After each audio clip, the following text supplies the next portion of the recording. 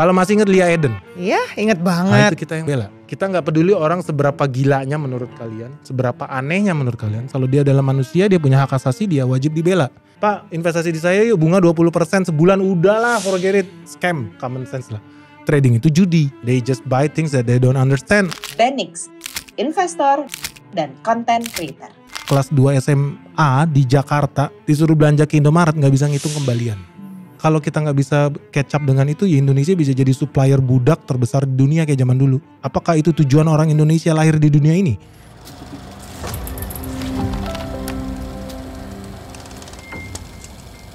Makanya aku tanya, soalnya ini tentang kamu, ceritamu. Oh gitu?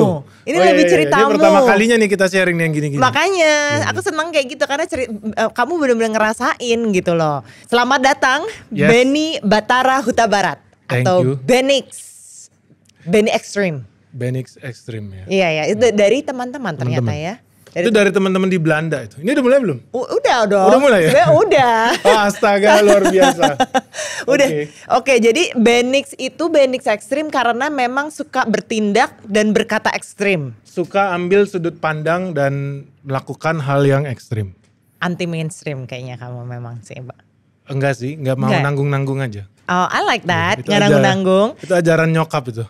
Kamu anak kedua dari 4 bersaudara Dari ya? 4 bersaudara. Cowok paling tua kah? Cowok paling tua, anak pertama perempuan. Oh, lahir tapi di Jakarta. Lahir di Jakarta tapi besarnya dulu pindah-pindah karena bapak itu PNS. Oke. Jadi ditempatin muter-muter lah keliling Indonesia sampai kemudian ibu bilang, wah ini gak sehat nih anak gua kalau dikit-dikit ganti sekolah, ganti teman kan gak bagus. Akhirnya dia milih ambil keputusan, udahlah bokap kalau lu mau berkarirlah keliling Indonesia. Dia memutuskan stay di Lampung.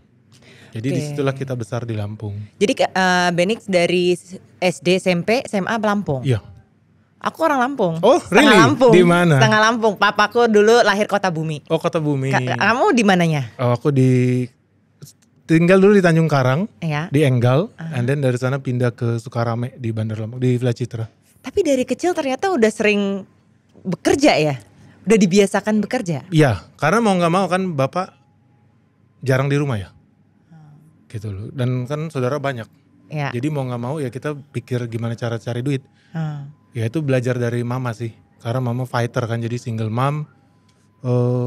Gaji bokap dulu cuma 6.000 apa kalau nggak salah, namanya bukan PNS ya, 6.000. Nah mama ini dulu waktu merit dia orang kelahiran Jakarta, bokap itu Batak tembak langsung BTL, kelahiran Siantar, jadi tau lah orang Siantar gimana ya. Nyokap orang Jakarta, besar di juga nggak? Jakarta, Batak juga. Dia kerja orang banker di Bank of Tokyo. Nyokap tuh? Nyokap, ya Oke. lulusan SMA. Jadi satu-satunya orang SMA yang kerja di Bank of Tokyo itu dialah. Wow. Tapi kemudian dilamar dijodohin, dia nggak mau, tentu aja nggak mau. Karena gaji dia 20 kali lipat lebih besar dari bokap. Tapi karena disuruh orang tua, terpaksa lah dia ikut. Di situlah dia melihat realitas susah banget jadi PNS ya. Jadi nyokap walaupun di Lampung pun dia tetap kerja tuh? Kerja nggak?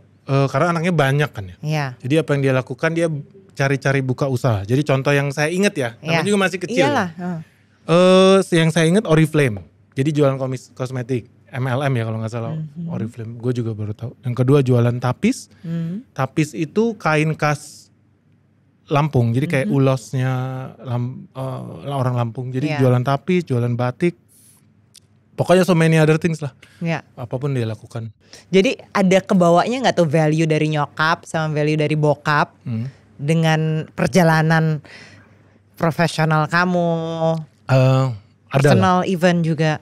Ada lah, banyak lah. Jadi kayak nyokap gue ini orangnya very straightforward.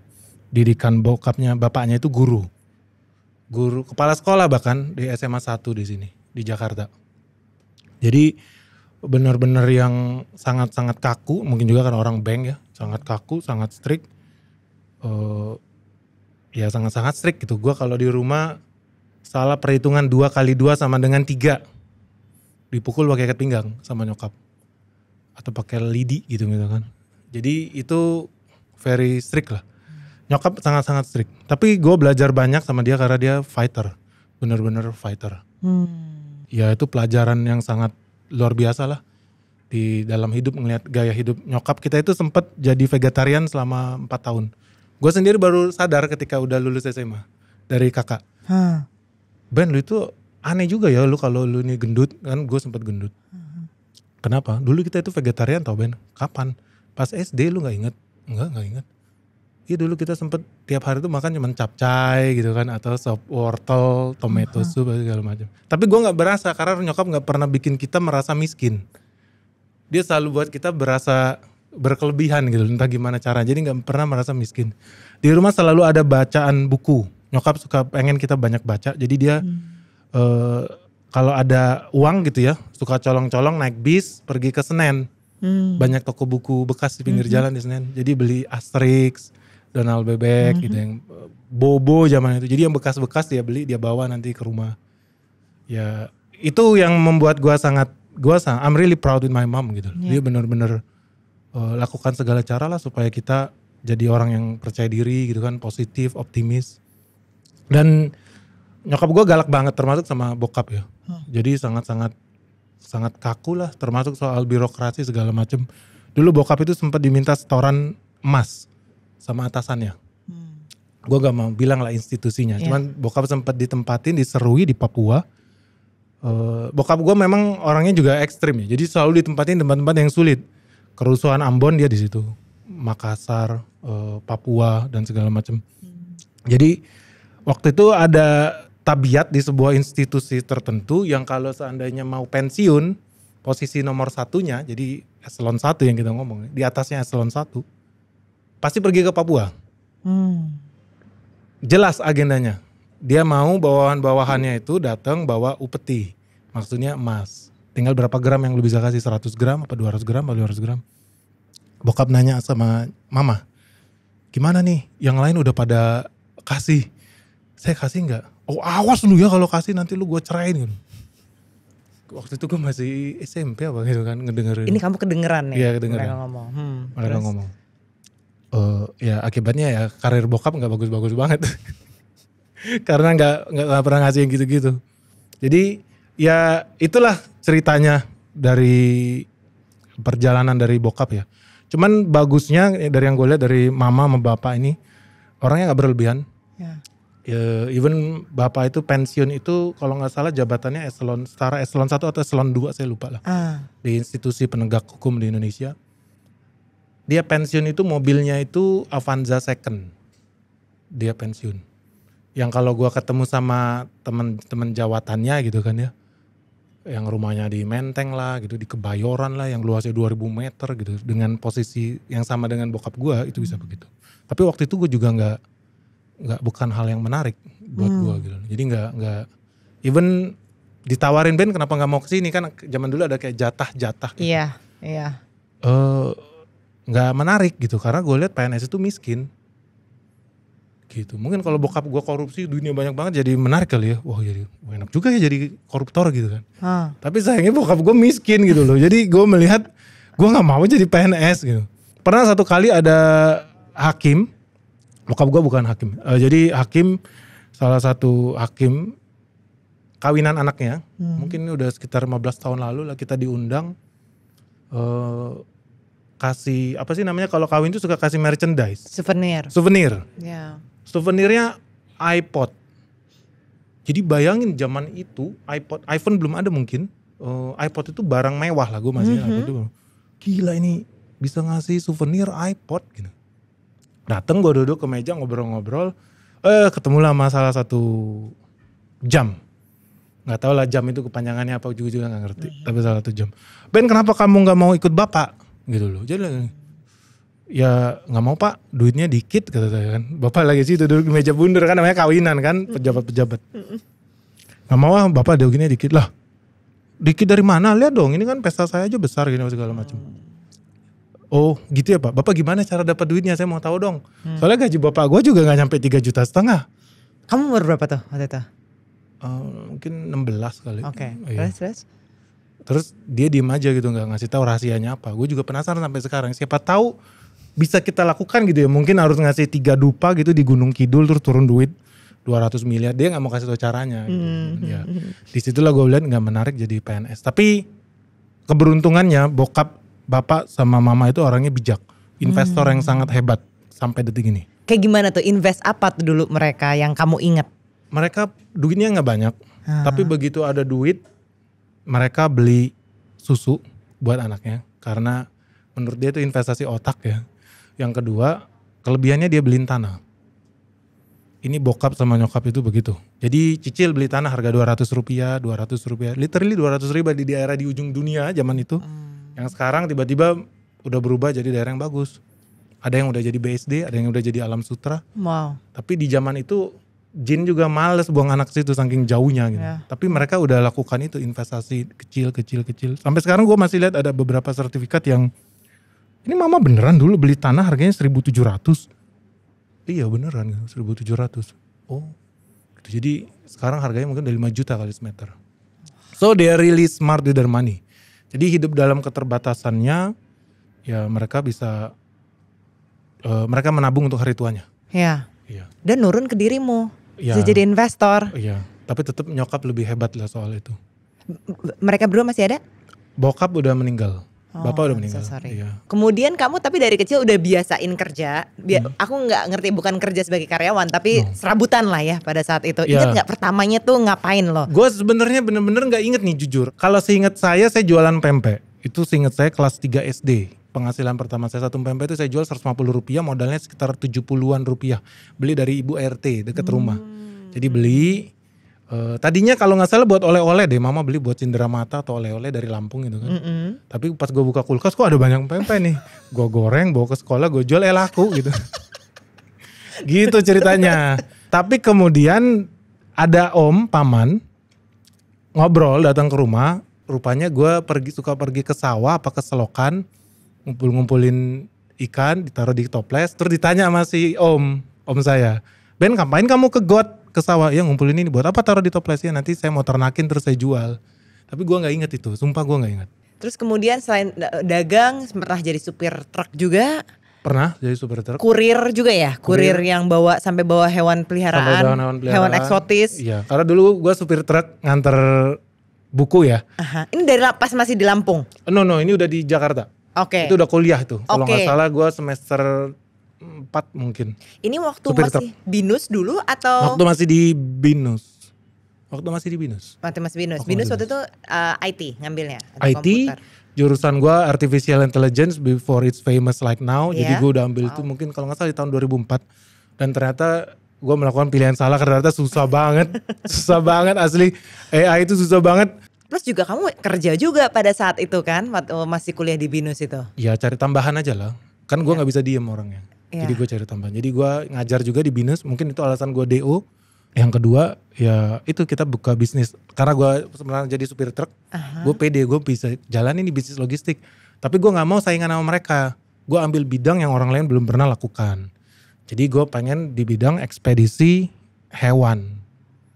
And then ternyata gue jadi sangat ahli di bidang itu. Oh, ini ekspedisi hewan sampai kadang kamu pernah bawa ular, buaya gitu juga? Ular, buaya, pitbull, kucing yang mahal itu Himalayan pig nose, British short hair, Garfield itu apa ya? Udah lupa gue. Gue dulu sampai tahu standarnya lah. Ada standar IATA buat penerbangan, jadi harus koordinasi sama Garuda. Kalau terbangin harus pakai karantina hewan segala macam. Iya. Kalau jalur darat itu gue sampai hafal nama-nama stasiun, gue kirim pakai Herona di kota. Gerbong 2, ada stasiun Tugu, stasiun apa pokoknya sepanjang jalan tuh gue jalan Pantura tuh gue hafal tuh. Ini pas masih kuliah nih? Pas masih kuliah. Ya. Yang di Binus itu? Iya. Nah setelah DO akhirnya kamu masuk FHUI? Iya itu juga kecelakaan. Kenapa lagi? Karena gue gak mau, karena gue udah punya duit. Ya. Ngapain lagi gue sekolah gitu kan. Jadi pada saat itu tuh udah cukup duitnya? Penghasilanmu berapa kira-kira? Ingat gak? Sebulan bisa dapat berapa lah gitu kasarnya? Kalau gak salah waktu itu UMR Jakarta itu sekitar 2 jutaan sekian lah.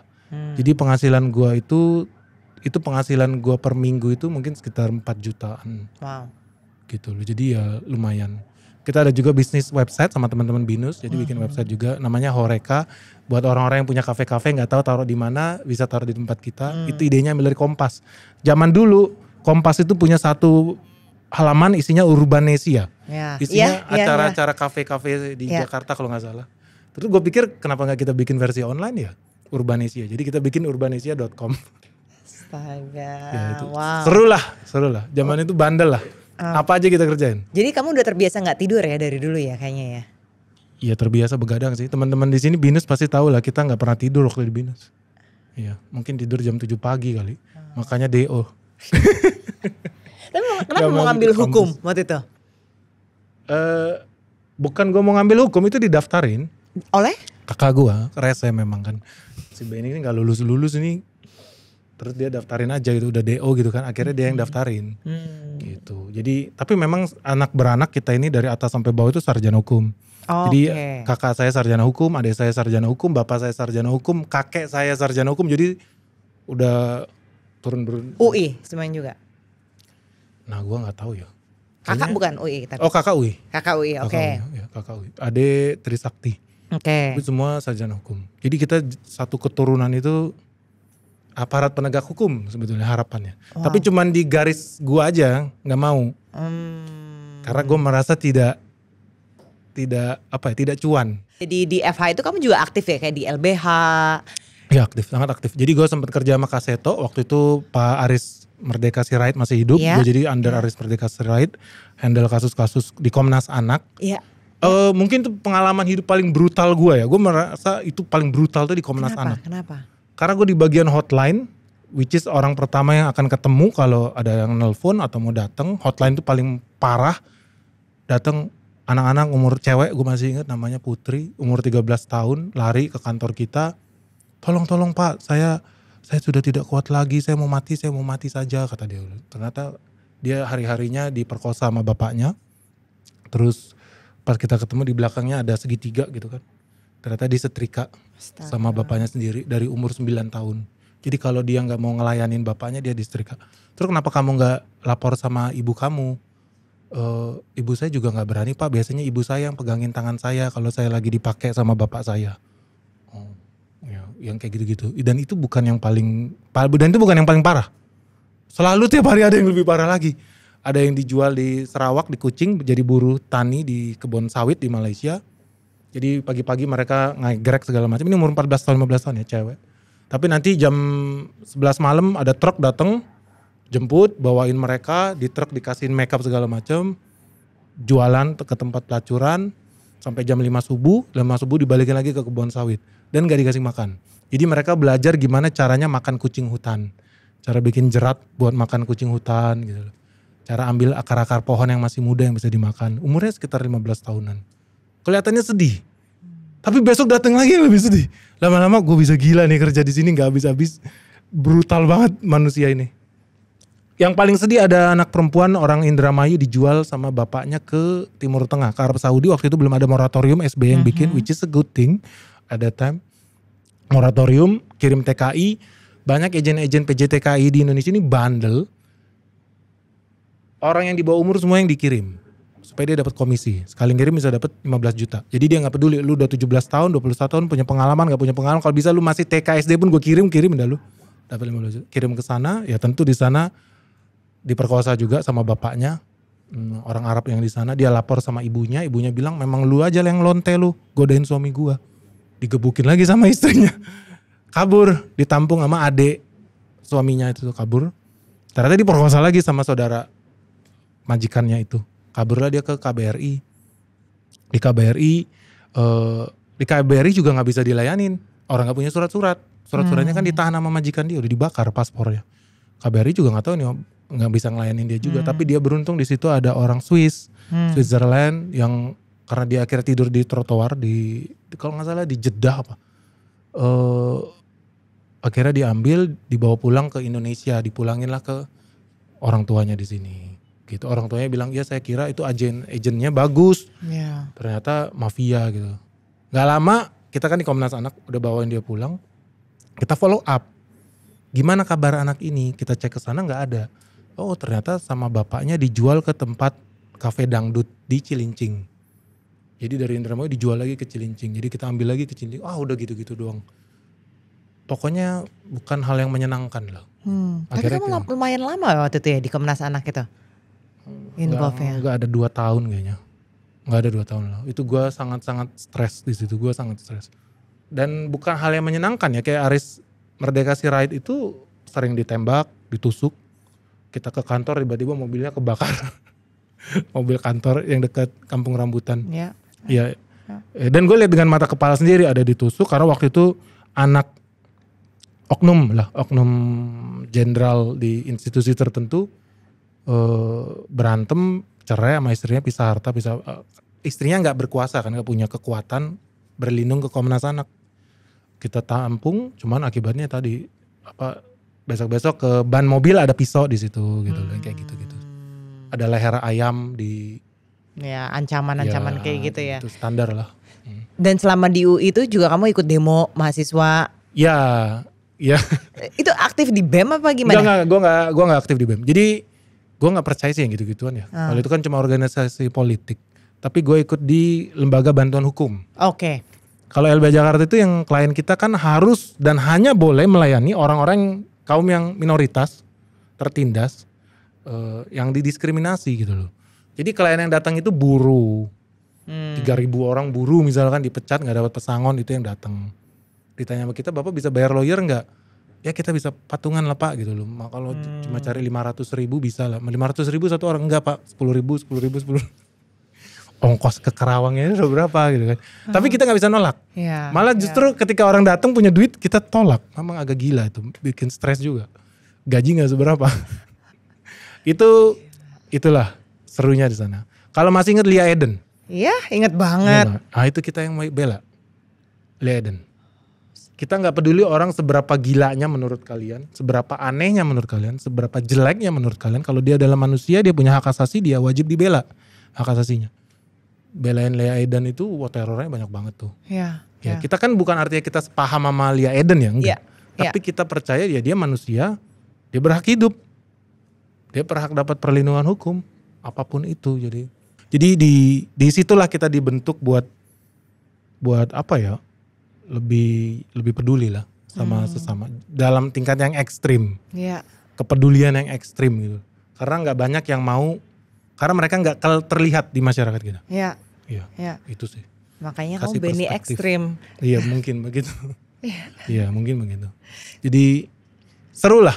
Itu seru lah. Iya. Sampai kemudian ya gue melihat oke, udah cukup di dunia LSM, di dunia sosial gue mau cari duit.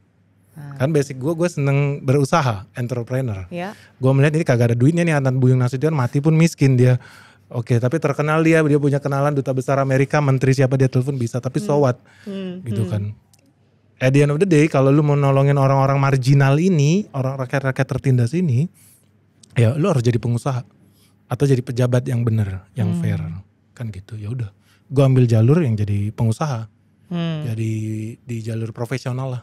Itu mulai kamu udah kerja buat company. Yes, betul. Segala macam. Pertamanya tuh kerja buat company setelah lulus apa berarti? Parker Randall. Oke. Jadi Parker Randall itu perusahaan consulting, assurance company. Jadi ada accounting, ada law firm, ada taxation. Itu dari London. Salah satu yang terkenal di London. Nah waktu itu waktu itu lagi kerja kayaknya di Amsterdam. Oh ini berarti udah S2 kamu? Udah. Oh udah S2 di Leiden ya? Di Leiden. Jadi dari LBH Jakarta itu nggak lama di sana. Dari situ gue ke Belanda. Itu beasiswa atau kamu bayar? Bayar sendiri lah. Wow. Malu lah gue pakai beasiswa. Berarti pada saat itu udah mampu bayar sendiri dong, nggak dibayar nyokap kan? Ada lah, dibayar bokap malah. Oh, wow. Iya, dia jual tanah buat sekolahin gue. Tapi gue udah punya duit juga di situ. Jadi 50-50 lah. Oh, oke. Gue ada gengsinya juga. Iya. Gue ada terima beasiswa juga sebetulnya di MIT. Jadi di Amerika buat MBA. Wow. Itu gue tolak karena setelah gue pikir-pikir pakai duit negara nih gitu kan. Jadi gue dapat beasiswa dari Kementerian Keuangan kali. Bukan LPDP tuh?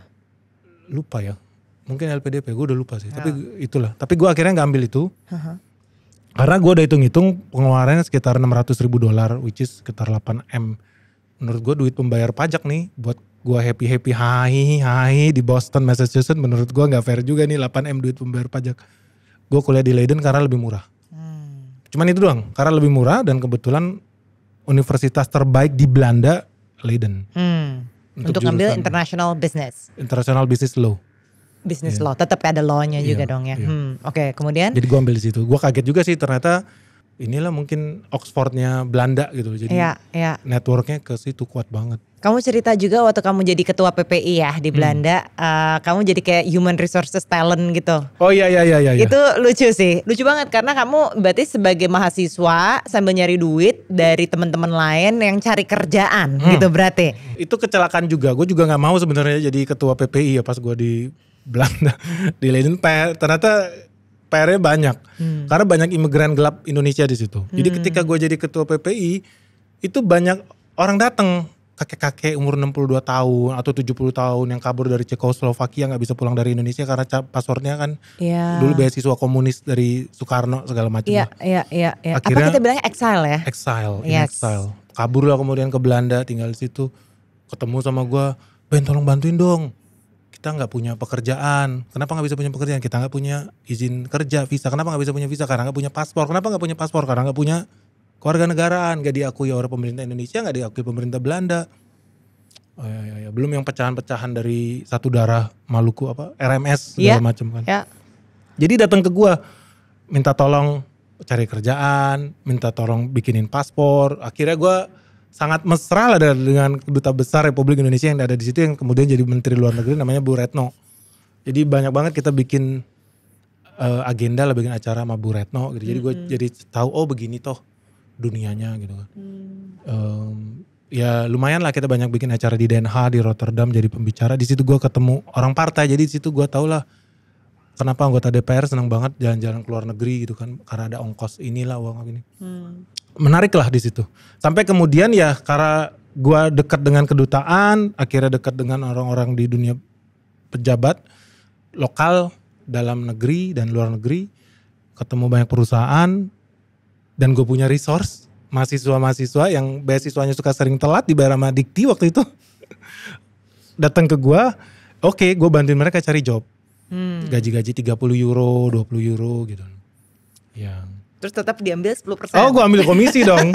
Tentu aja. Gue ambil komisi 10% yang sebetulnya duitnya juga gue pakai kalau PPI bikin acara. Kan kita suka bikin acara tahun baru, 17 Agustusan kan kita bikin. Lomba kuliner. Ya pakai dana kas itulah buat kita operate. Ya seru lah. Emang pedagang sih jiwamu. Ya gue senang aja gitu. Gue senang banget making money itu gue senang. Iya. Terus kamu balik kerja di Park and Randall itu? Iya. Ya. Itu aduh gue udah sebut merek lagi. Iya kamu udah sebut duluan. Gak apa-apa tuh. Iya kan. Terus udah gitu kemudian sempat pindah-pindah juga kan sebelum. Sempat pindah-pindah. Jadi dari situ gue sempat kerja sebentar di Amsterdam di salah satu law firm di situ terkenal. Dunia hukumnya beda dengan dunia hukum di Indonesia gitu loh. Kalau dunia hukum di Indonesia asal punya duit lu menang kan gitu. Nggak peduli otak lu pinter atau goblok gitu. Kalau lu punya duit lu menang. Nah kalau di Belanda itu memang bener-bener adu ilmu, di pengadilan itu adu ilmu. Dan case-case-nya karena dia pusat perdagangan internasional, pelabuhan terbesar di Eropa ada di Rotterdam. Jadi case yang datang itu orang dari Mongol, dari Jepang, Rusia, dari Spanyol, ya mereka perang di situ. Even pengadilan HAM internasional aja adanya di Den Haag, bukan di New York gitu, tapi di Den Haag.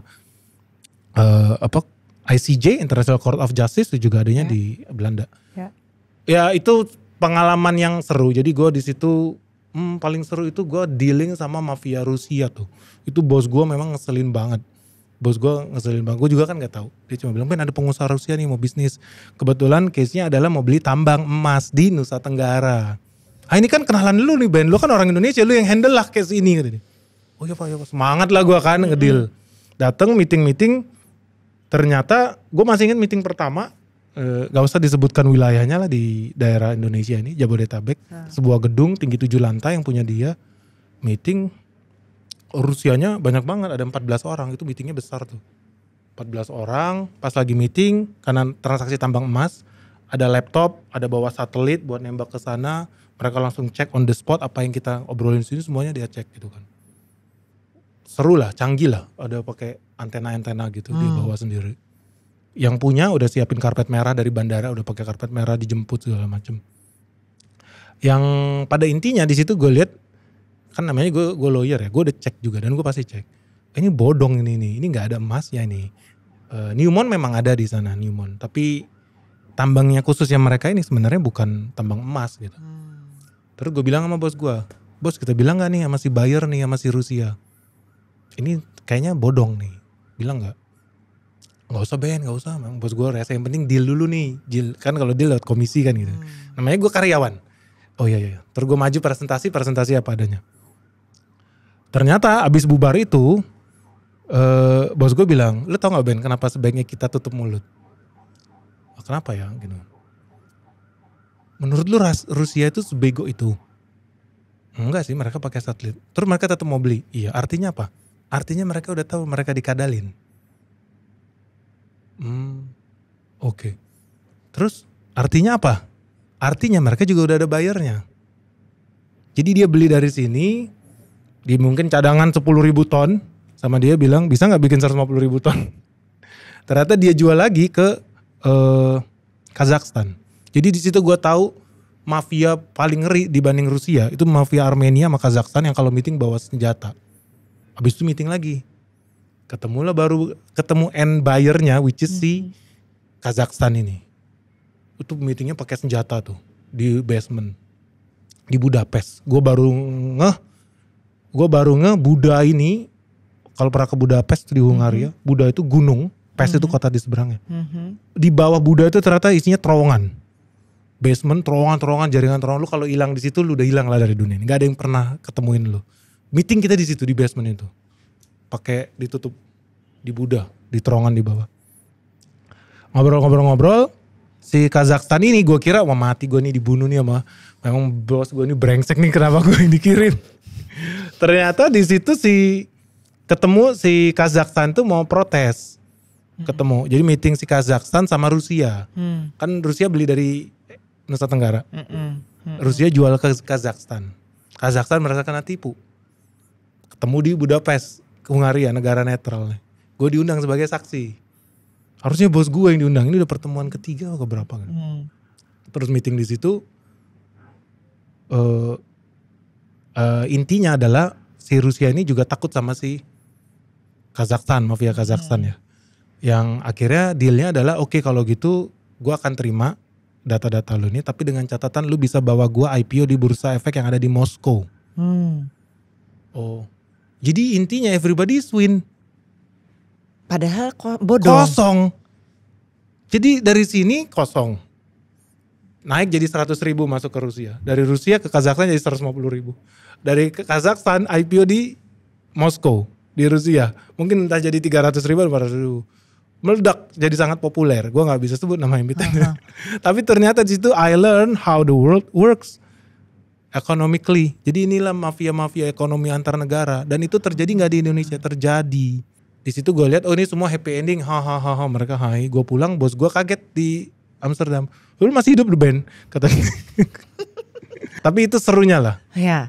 Iya itu serunya. Tapi at the end of the day everybody's happy juga. Karena kemudian mereka juga bisa cari alasan. Gue gak bisa kasih tau lah endingnya. Tapi itu a good ending buat semua party yang terlibat. Iya. Mungkin yang berita buruk bagi investor retail yang beli saham tambang emas itu di situ. Tapi aku penasaran karena kamu juga nyebut di salah satu konten kamu pernah kena tipu juga soal saham ini di Indonesia. Oh iya banyak, sering. Tapi walaupun itu kamu udah punya knowledge tentang ini, udah punya pengalaman soal penipuan yang lebih besar skemanya, itu kayak gimana kok bisa kamu aja udah bisa kena tipu? Ya bisa lah ya, karena mereka juga kan canggih ya. Tukang tipu ini kan selalu upgrade ya, bukan tipe-tipe maling yang nyolong di pasar induk 1 biji mangga gitu kan. Mereka tahu gimana caranya manipulasi dokumen gitu loh. Kapasitas dan kemampuan buat ngecek bener gak nih perusahaan ini punya tambang perak di Atambua. Punya tambang perak di Palangkaraya. Enggak banyak juga tuh orang yang bisa cek.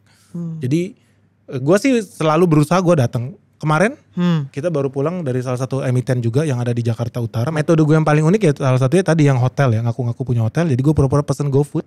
Kalau denger, ini metode hemat biaya nih buat ngecek tukang ngibul nih di bursa saham Indonesia. Pak tolong dong pesen GoFood ke hotel XXX di Batam. Saya di kamar 301 lantai 3 ya. Dari Jakarta kan bisa pencet tuh GoFood. Iya. Ternyata orangnya dikirim dong.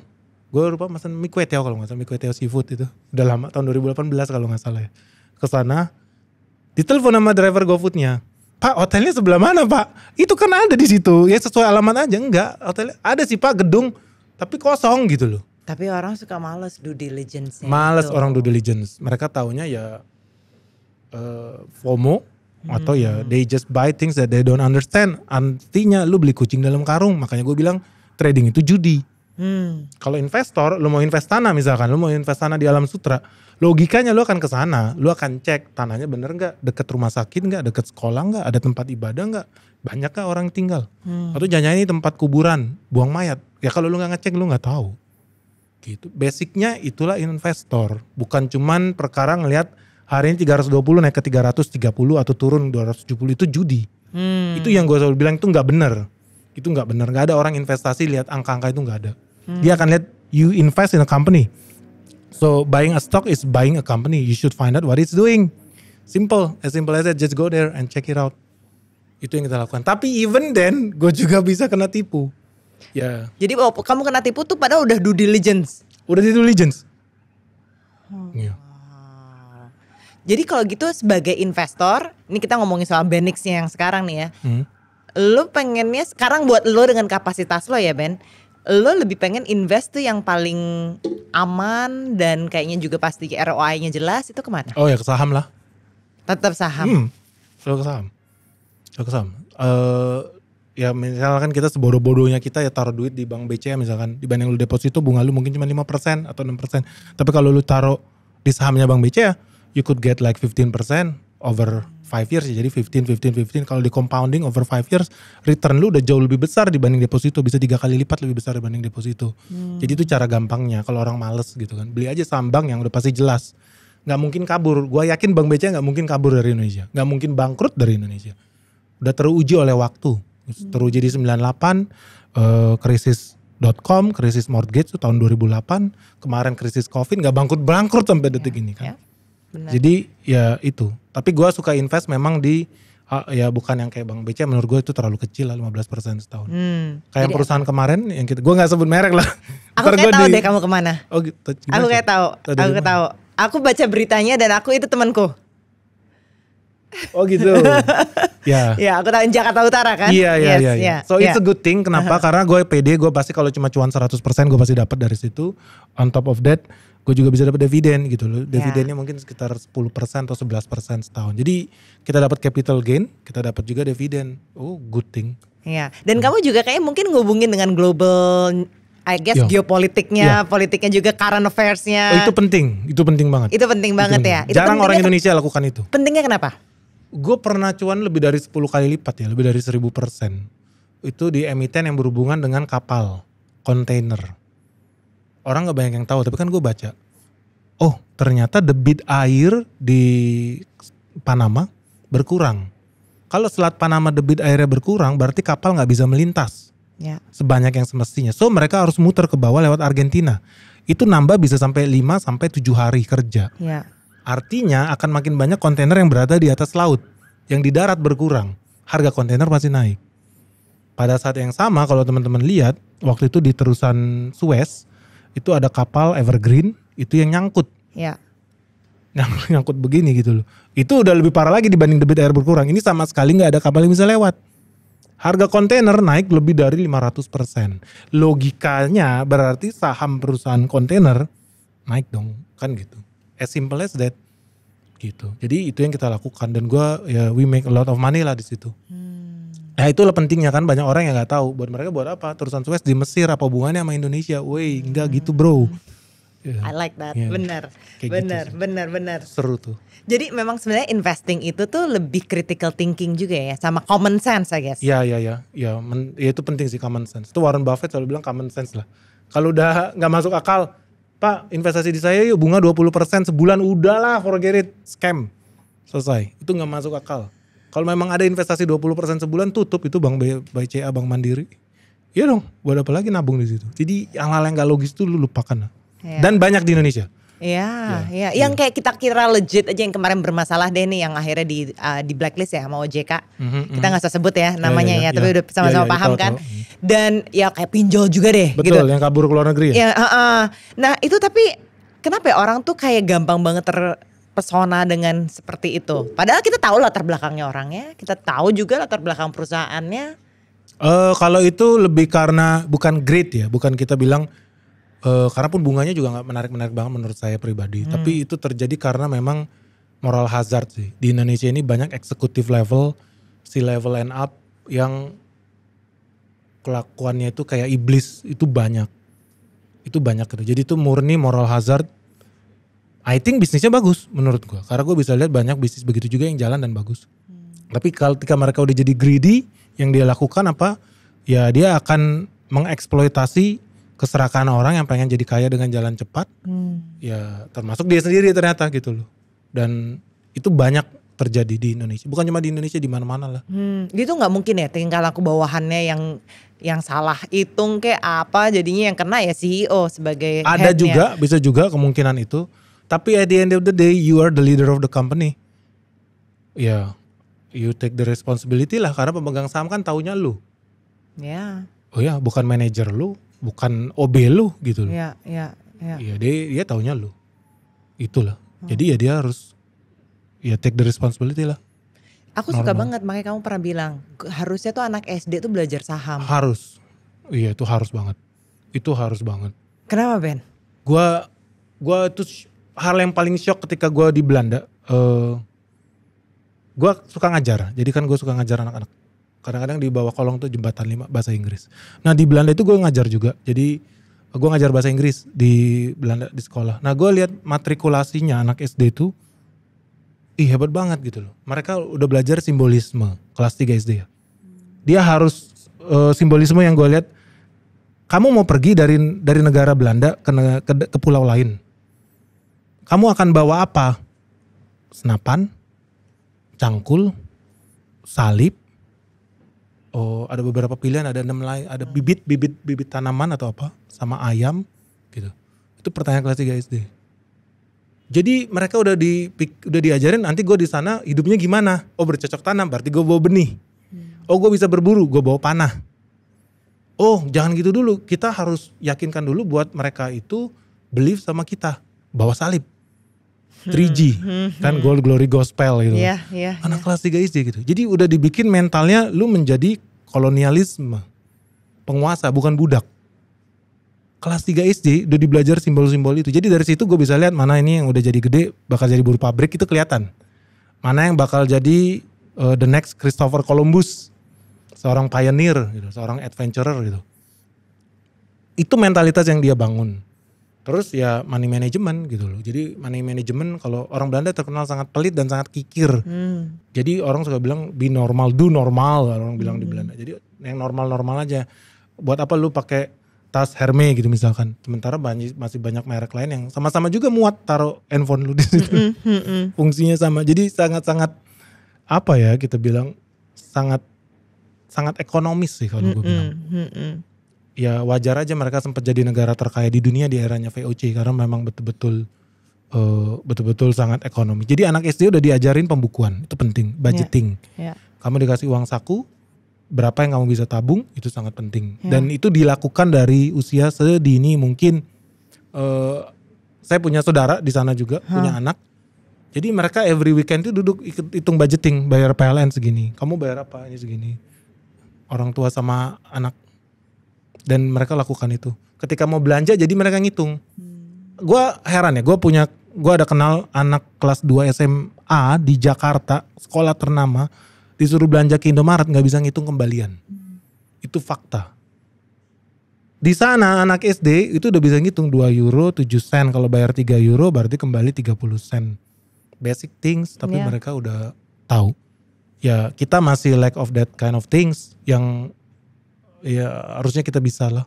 Sedih gak lo Ben kalau tahu realita yang generasi anak-anak kita? Gue sangat sedih lah. Paling menyakitkan adalah kalau kita gak bisa catch up dengan itu, ya Indonesia bisa jadi supplier budak terbesar di dunia kayak zaman dulu. Ngirim manusia ke Timur Tengah, ke India, ke Hong Kong. Karena gak ada pekerjaan di sini. Dan mereka juga gak punya skill yang bisa ditawarkan. Pendidikannya cuma SMP. SMA, jadi ya udah lu kirim ke Timur Tengah, lu diperkosa sama Raja Arab. Mungkin apakah itu tujuan orang Indonesia lahir di dunia ini? Untuk diperkosa orang Arab di Timur Tengah? Kan lu kalau lu pikir itu ya harusnya kita lakukan segala cara dong supaya itu gak terjadi begitu kan. Tapi kalau kita lihat sekarang pengangguran udah 7 juta. Kemungkinan bakal tambah lagi. lapangan kerja bukannya bertambah malah berkurang. Memang dibutuhkan upskilling yang lebih cepat. Nggak banyak, kalau nggak banyak yang nggak siap. Gue suka nggak suka ya, tapi gue setuju dengan program makan bergizi gratis. Ini pasti banyak orang nggak senang sama gue gara-gara ngomong.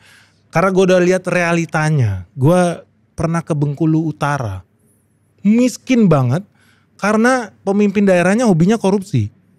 Gubernurnya korupsi diganti sama wakil gubernurnya ditangkap juga korupsi. Pemilihan lagi, lahirlah pejabat baru, korupsi juga. Jadi tidak ada pemimpinnya yang tidak pernah masuk penjara. Tapi konstan menang terus. Tapi aneh ya, tapi itu realitanya. Akibatnya apa, orang di Bengkulu tuh miskin banget. Sampai gue pernah ketemu hotel terbaik yang gue bisa nginep. Itu kamar mandinya mungkin lebih bagus kamar mandi terminal Kampung Rambutan kali. Ngeri lah, sampai tim gue juga gak mau nginep. Tapi gak ada pilihan lain, itu hotel terbaik. Nah, sampailah gue nguping pembicaraan. Karena gak ada restoran lah, yang layak lah. Kita jadi makan di pinggir jalan. Warung-warung pecel lele segala macam. Gue dengar anak-anak ngobrol, mama minggu depan mau pemilu, mama besok pilih Prabowo ya. Masih kecil kan, kenapa? Ya soalnya kalau nanti Prabowo menang saya bisa makan siang mama gitu. Oh terus gue tanya dong, emang kenapa bisa makan siang? Ya soalnya kita di sini kalau makan sehari cuma sekali. Oh, sehari cuma sekali. Ngeri banget. Di tempat yang kita datang pecel itu mereka beli 1 paha ayam dibagi 4 orang. Di Bengkulu Utara. 1 paha ayam dibagi 4 orang. Ngedengar Prabowo jadi presiden bisa ngasih makan siang, dia bisa makan sehari 2 kali, itu kemewahan yang luar biasa.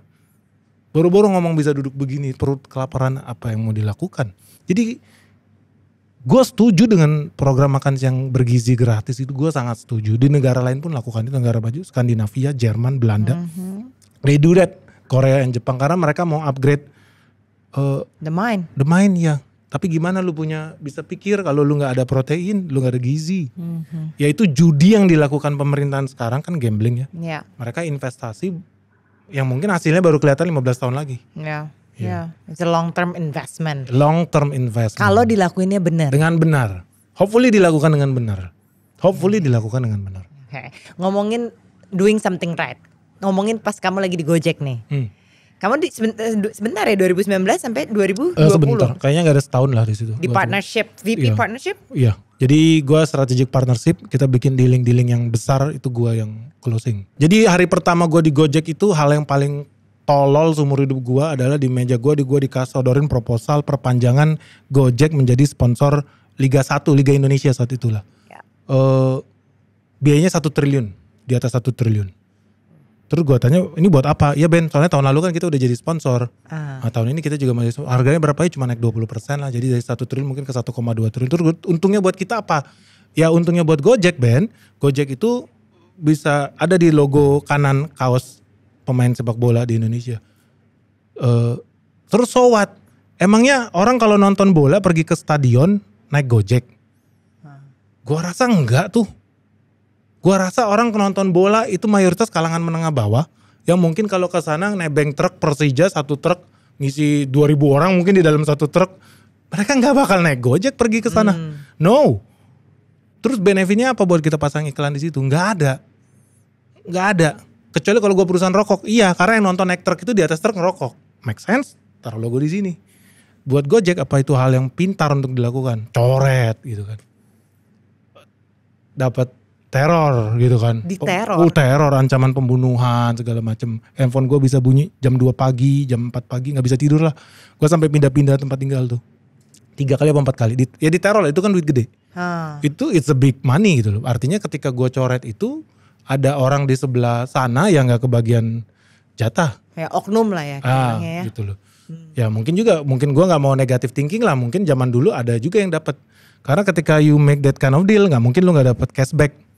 Atau bahasa lainnya kickback ya. Kalau 3% aja kali 1 triliun kan udah sekitar 30 miliar.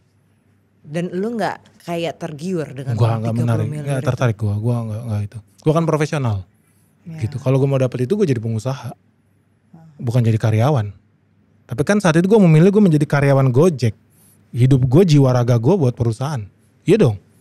Karena ya gue seolah-olah gue adalah pemilik perusahaan.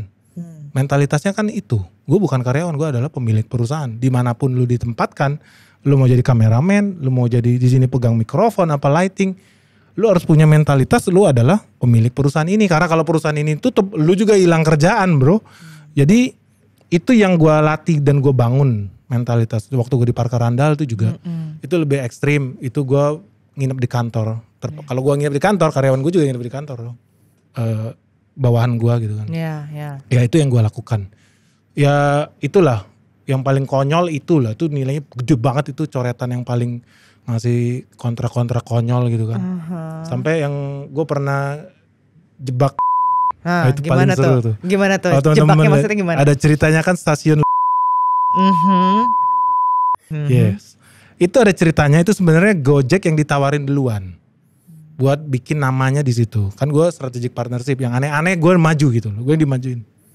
Dealing dengan pemerintah. So ketika di situ gue juga ngeliat apa untungnya kalau kita bikin jadi stasiun. Waktu itu kantor kita depan Pasaraya depan gitu. Bikin Pasaraya Gojek. Apa untungnya kita bikin begitu? Waktu itu harganya $1 juta per nama. Oke. Menurut gue ini salah satu proposal goblok dan gue orangnya positive thinking. Orang Gojek yang ngasih proposal itu ke gue mungkin ada kenalan orang dalam. Karena gue orangnya positive thinking. Jadi gue bilang sama dia, oke yuk kita meeting sama berapa Pak? $1 juta setahun, minimum kontrak 5 tahun. Pak boleh gak? Boleh sih, saya sih tertarik. Tapi dengan catatan Pak, eksklusif ya. Jangan ada kompetitor masuk. Maksud gue, kita mau deh masuk. Oh ya Pak, oke Pak. Nanti coba kita diskusikan dengan manajemen. Gue udah tahu nih, bandel juga kan. Meeting kedua, Pak mohon maaf Pak, harganya udah jadi $2 juta. Hah? Kenapa? Ya soalnya kemarin nawarinnya 1,7. Oh kan gue udah bilang jangan. Terus gue bilang, jadi Bapak berapa nih maunya nih? Kita maunya eksklusif nih, jangan ada. 2 juta Pak. Oke Pak, deal ya 2,2 juta, jangan naik lagi. Saya ngomong nih sama manajemen sekarang biar kita langsung deal. Balik, giliran kita yang balik nih. Pura-pura gue ngomong nih sama manajemen segala macam. Minggu depan meeting lagi. Oke Pak, deal. Wah udah gak bisa Pak. Udah $3 juta. Udah nawar sekarang di angka 3 juta. Bapak berani gak 3 juta? Gitu terus. Back and forth terus nih. Terus nih, sampai 5 juta. Begitu udah 5 juta, Pak udah setuju 5 juta. Bapak sekarang terakhir nih, kalau Bapak mau 6 juta kita deal. Wah berat Pak. Kabur kita. Kata kabur, costing $5 juta kali 5 tahun itu $25 juta. Very stupid. Kita mundur. Gue gak ada niat mau pasang nama di situ, orang tolol yang lakukan itu. Dan kamu juga gak discuss dengan manajemen kan? Enggak. Whenever you go back and forth itu? Enggak, biar sis itu aja bakar duit di situ. Padahal kalau dia nggak mau, dia bisa dapat itu $1 juta. Jadi kita banyak kerjain tuh yang habis-habisan yang kayak gitu tuh.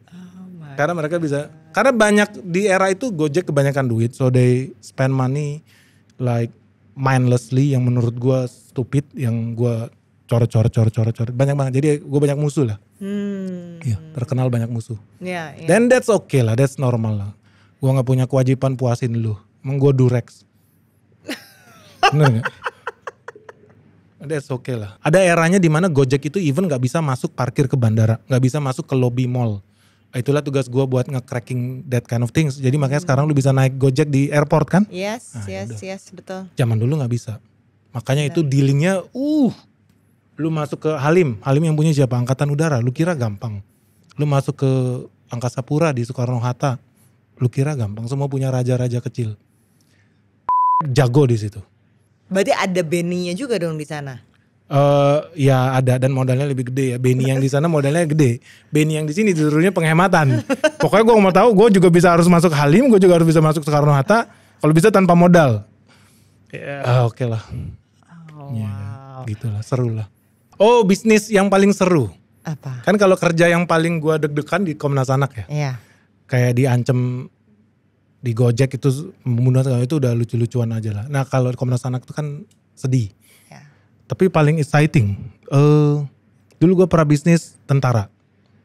Perlengkapan militer. Kamu cerita. Ya, terus gimana ceritain tuh? I was once the go-to guy kalau lu mau dapat barang-barang yang aneh. di Indonesia nih. Misalkan ada sayap pesawat tempur rusak, di mana cari spare partnya? Kita kan diboykot sama USA. Iya. At that time ya. Masih gak sih? Gue bisa cari gitu loh, gue bisa dapetin barangnya. Gue waktu itu kita sempat diekspor impor juga. Gue sempat suppliernya Bundeswehr. Bundeswehr ini angkatan darat Jerman. Iya. Itu gue supplier mereka waktu mereka ikut join di perang Teluk II. Itu eranya George Bush. Itu gue supply mereka banyak perlengkapan tentara dari Indonesia. Begitu juga sebaliknya. Waktu itu gue ambil barang dari Sukoharjo. Gue hoki lah, gue laki lah. Yeah. Waktu itu Lukminto masih waras, jadi masih hidup. Dia punya pabrik namanya Sritex, manajemennya masih bagus, masih punya otak. Gue dapat barang dari sana, kita bikin, kita jual ke Teluk. Jadi perang Teluk itu membawa banyak berkah. Berarti kamu masih kuliah dong itu? Masih kuliah. Masih kuliah. Gila. Berarti... Itu hoki aja lah, itu gue hoki. Iya. Jadi sebenarnya kamu tuh bisa retire early loh Ben, sebelum 40. Oh bisa, gue tadinya mau retire umur 32, pas gue umur 32 atau 33 gitu. Karena waktu itu gue cuan gede banget dari Bursa Efek. Mungkin hampir 700% lah waktu itu. Duit peningkatan growth-nya, gue pensiun waktu itu. Terus, tapi bosen. Jadi 6 bulan nganggur, gue pikir aduh bosen juga ya di rumah ya 6 bulan. Gue buka kantor gitu kan. Covid. Udah sewa lagi 3 tahun gedungnya. Kena Covid gak boleh masuk gedung. Brengsek tuh. Tapi ya udahlah. Ini teman-teman yang kita akhirnya generasi Covid nih. Jadi mereka gak ke kantor pun gaji tetap gue bayarin gitu kan. Setahun sama setahun gitu, gak ada yang gue PHK. Terus akhirnya dari rumah bingung juga bengong-bengong, gue buka webcam. Itulah gue sharing perjalanan investasi gue. Itu gue sharing tuh semuanya tuh. Gue kena tipu di sini, ada perusahaan ini, perusahaan itu yang jelek-jelek semua. Semuanya kamu buka ya, kalau nggak salah perusahaannya juga ya. Iya kan? Waktu itu kan nggak ada yang nonton ya, jadi gue ngomongnya free. Bebas gue ngomong semua tanpa sensor. Kalau sekarang gue ngomong sedikit dapat somasi lah, dapat ada inilah itulah. Udah ada. Udah sering. Udah sering. Gue juga suka. Kenapa? Karena Andini gue pernah nonton. Gue masih inget kasusnya si Gaddafi tuh. Kalau nggak salah gue lihat interview lu di Libya ya. Iya. Ya itu salah satu yang menarik karena ada perusahaan Indonesia sedang investasi di sana, joint venture sama BUMN di Indonesia juga ke sana tahu. Dan mereka udah tahu Gaddafi bakal jatuh, tapi mereka sengaja tetap bikin konsorsium buat investasi ke ladang minyak yang ada di Libya. Mereka 1 minggu sebelumnya udah tanda tangan, siapin duit sekian triliun. Gaddafi jatuh, pulang ke Indonesia, wah ada force mayor. Penggantian pemerintah kan force mayor. Jadi duit investasinya di write off. Itu the biggest money laundering yang gue lihat. Oh my god, sekarang company masih ada gak? Masih ada. Berjaya bahkan. Iyalah dapat duit gratis. Itu dealingnya sama anaknya Gaddafi yang nomor 2. Si Said. Yang sebut merek deh. Yang sekarang mau running juga jadi presiden. Waduh. Mau no komen lah gue. Apa yang kamu pelajarin Ben dengan lika-liku kehidupan personal dan profesional kamu yang menjadikan kamu sekarang ini? Life is fun, exciting. So we should embrace it. Gue tiap kali pagi bangun, hal pertama gue lakukan baca koran, mungkin 5 atau 10 koran. Masih baca nih ya, fisik koran? No. Digital? Handphone, iya. Okay. Jadi dunia ini sangat-sangat menarik. Sangat exciting. Kita harus embrace dan harus siap dengan itu. Seru lah. Jadi dinamis kan ya. Perubahan begitu cepat. Ben, kalau gitu setelah kamu udah menjalani semuanya ini, apa sih sebenarnya purpose hidup kamu? Sekarang gue sukanya sharing. Jadi kita sharing aja. Sharing. Edukasi. Yang belakangan ini mungkin ya gue masih pertimbangkan. Itu gue pengen running jadi wali kota. Yang bener? Iya. Di? Pangkal Pinang. Kenapa Pangkal Pinang? Karena dia kepulauan.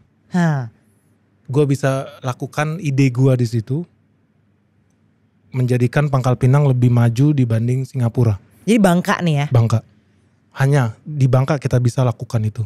Terima investor gak buat invest in you kalau lo invest running? Apa nih? Iya orang kan biasa tuh kalau politisi mau running kan gitu ya? Dia kan dapat investor banyak. Tapi asal jangan partai. Gue non partai. Gue independen. Ya, gue independen. Jadi gue akan running dan kalau gue memang beneran running, gue akan maju non partai, independen. So kalau mau invest ya silakan, ya bisa silakan. Nanti kita bikin sendiri, poolingnya, buat yang mau join, yang mau support. menjadikan Pangkal Pinang lebih canggih daripada Singapura dalam waktu 5 tahun. Bisa nggak? Sangat bisa. Karena gue udah lihat contohnya Makati, BGC, Rockwell, kota-kota super canggih, super modern yang ada di Filipina. Lebih canggih dibanding SCBD ini, nggak ada apa-apanya di sebelah SCBD. No, mereka bisa lakukan itu, kenapa kita nggak bisa? Willingness-nya aja nggak ada. Iya. Iya. Ya gue sedihnya sih gini ya, Pangkal Pinang itu 1 triliun APBD-nya. Operasional PNS-nya 850 M. Gila. Artinya duit yang ke rakyat cuman 150 M, cuman 15%. Yang harus dibagi ke 300 ribuan penduduk.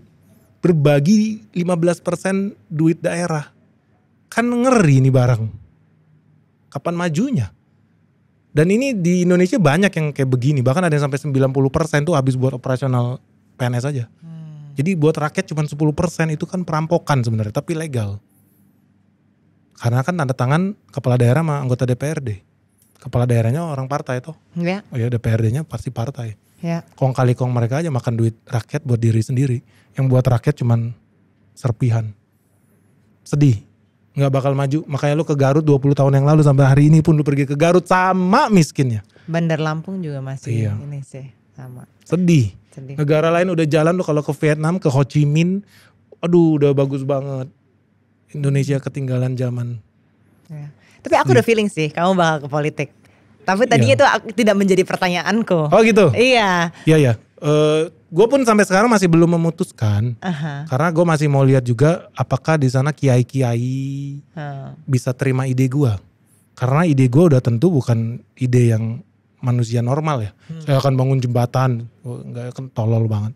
Kita mau lakukan hal yang, untuk mendapatkan hasil yang luar biasa, lu harus melakukan hal yang di luar kebiasaan. Ekstrim. Iya, just ekstrim. like you. Gua akan lakukan hal yang sangat ekstrim. Yang kalau lu nggak terima ya udah nggak usah. Bukan gue yang loss, lu yang rugi, bukan gue yang rugi. Gue nggak wajib jadi wali kota, gajinya kecil ya. Watch out Pangkal Pinang. Iya. Tapi Ben, aku ngerasa jalan kamu masih panjang sekali. Mau itu sharing, mau itu di politik, mau itu di bisnis, panjang banget dan Indonesia butuh banyak sekali orang-orang seperti Benix. So thank you so much. Oh, thank you so much for sharing. Thank you so much. I'm a big fan. Aku juga. I'm now your big fan. Thank you. Iya, thank you banget. Kita percaya bahwa semua penyakit pasti ada unsur emosional dan jiwanya. Peran ayah tuh penting banget untuk kita menghadapi dunia luar. Jangan sampai menolong itu juga kayak melumpuhkan orang karena kita menyelamatkan terus. Jadi kayak bisa terjebak dalam hero syndrome.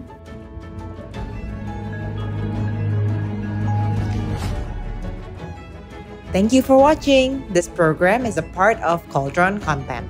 Selain di YouTube, teman-teman juga bisa nonton di Facebook Watch dan dengarkan di Spotify atau Apple Podcast. Cari Cauldron Content. If you enjoy it, please share with others.